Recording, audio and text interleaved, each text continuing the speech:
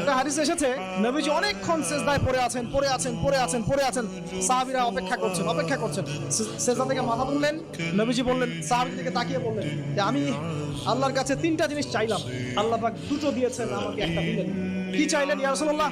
একটা হচ্ছে আমি দোয়া করেছি আমার উম্মত যেন মহাপ্লাবনে ধ্বংস না হয়, আল্লাহ পাক বলেছেন ঠিক আছে।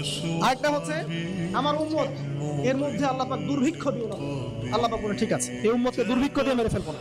তৃতীয়টা আমি দোয়া করলাম, আল্লাহ আমার উম্মত যেন আপোষে মারামারি করে না মরে, আল্লাহ পাক এটা কবুল করেন। আল্লাহ পাক এটা বলেন যে ঠিক আছে দিলাম, বরং এই উম্মতের মধ্যে একবার